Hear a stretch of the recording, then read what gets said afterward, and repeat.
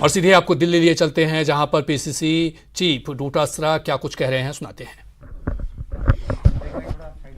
ठीक है, मैं भी आ जाऊँ, क्या दिक्कत है?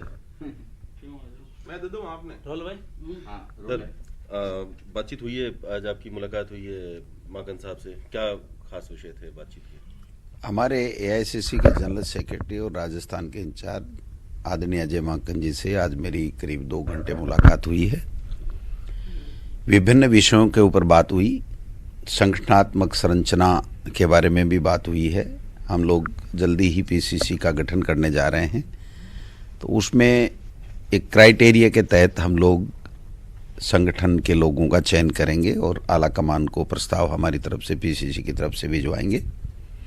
जो हमारी टीम होगी वो वरिष्ठ और युवा दोनों का मिश्रण होगा। जो हमारे उपाध्यक्ष और जनरल सेक्रेटरी होंगे वो चाहे संगठन में हों चाहे सरकार में रहे हों, जो भी सीनियर लोग होंगे उनको हम लोग पहली लिस्ट में प्राथमिकता देंगे। सेक्रेटरी में हम लोग युवा लोगों को तवज्जो देंगे और सब प्रदेश के तमाम वरिष्ठ नेताओं से चर्चा करने के उपरांत हमारी प्रदेश कांग्रेस की कार्यकारिणी के प्रस्ताव आला कमान को अनुमोदन हेतु भिजवाए जाएंगे। इस बार सुना है आकार बहुत छोटा रहने वाला है। बिल्कुल, पहली लिस्ट जो हमारी होगी वो छोटी होगी, उसके बाद में हम धीरे धीरे इस दिशा में आगे भी बढ़ेंगे। जिलाध्यक्षों की नियुक्तियां भी हम लोग करेंगे, प्रकोष्ठों का गठन भी हम लोग करेंगे। तो ये 2-3 फेज में हम लोग काम करने जा रहे हैं। डीसीसी की नियुक्ति कब तक हो जाएगी? एक्सरसाइज चल रही है, 2 संभागों का दौरा माकन साहब ने और हमने किया है, कार्यकर्ताओं का फीडबैक लिया है और अभी संभवतः 25 या 26 को हम लोग कोटा संभाग का दौरा करने के प्रस्ताव बना रहे हैं। तो अगर कोटा संभाग का दौरा हो जाता है तो फिर आने वाले कुछ दिनों में बाकी के जो बीकानेर, उदयपुर और भरतपुर संभाग हैं उसका भी दौरा करके और तमाम पूरे राजस्थान के कांग्रेस के कार्यकर्ताओं नेताओं से फीडबैक लेने के उपरांत हम लोग पूरी तरीके से फिर आगे बढ़ेंगे। तो विधायकों को भी इसमें पीसीसी में जगह दी जाएगी? क्यों नहीं, विधायकों को क्यों नहीं दी जा सकती? बिल्कुल विधायकों को भी दी जा सकती है। और जो संगठन के काम करने वाले लोग हैं, रुचि है, जनता के बीच में रहते हैं, जनता जिनको पसंद करती है, काम करने की जिनमें ललक है, उन सब लोगों को हम लोग सम्मिलित करेंगे। सर, विधायकों में जहाँ तक आप बात कर रहे हैं, क्या सीनियर लोगों को एडजस्ट किया जाएगा या जूनियर भी उसमें रहेंगे? वो हर तरीके से सीनियर और जूनियर का मिश्रण होगा हमारी प्रदेश की कार्यकारिणी।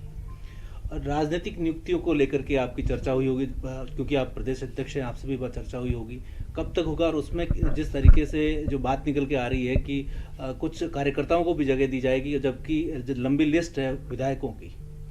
देखिए, ये सतत प्रक्रिया है। संगठन, राजनीतिक नियुक्तियां, मंत्रिमंडल का विस्तार, फेरबदल, ये सब सतत प्रक्रिया है। लेकिन राजनीतिक नियुक्ति और मंत्रिमंडल का जो विस्तार है वो मुख्यमंत्री जी और आला कमान के बीच का विषय है।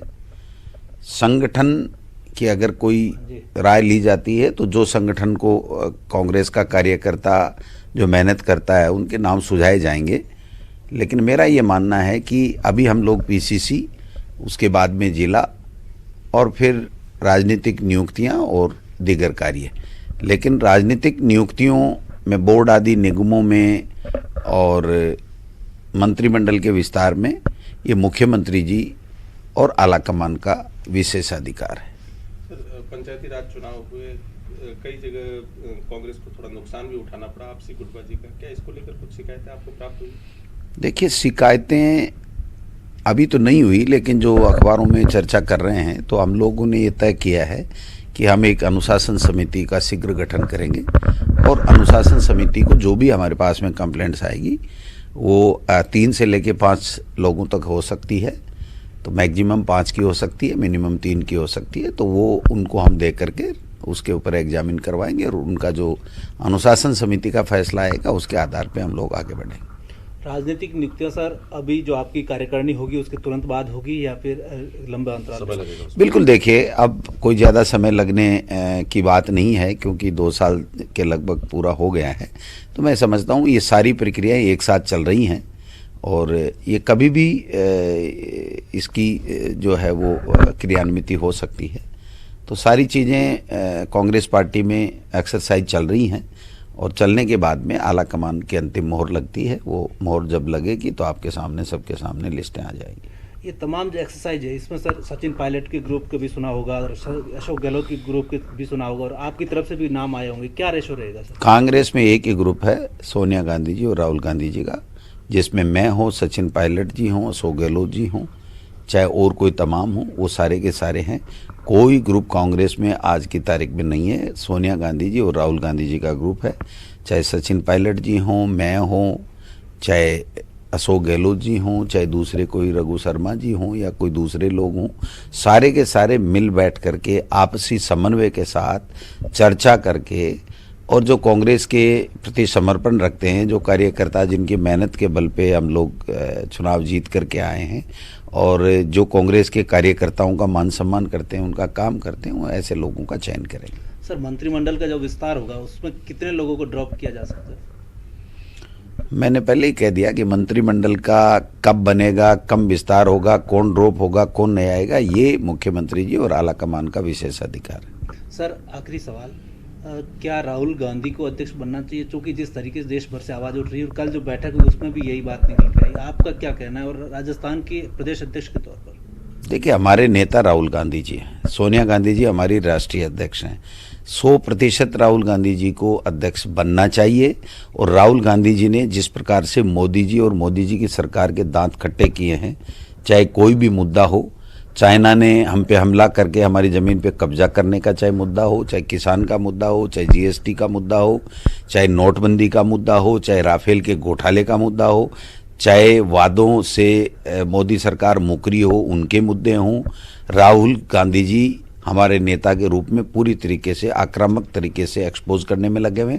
और आज आपने देखा होगा कि अडानी जी विज्ञापन दे रहे हैं कि नहीं नहीं, मैंने तो गोदाम बनाए हैं, मैं किसानों की जीन्स खरीदने वाला नहीं हूँ। तो आप समझिए कि ये राहुल जी का ही प्रभाव है कि उन्होंने इन लोगों को, मोदी जी और उनके परम मित्रों को इतना एक्सपोज।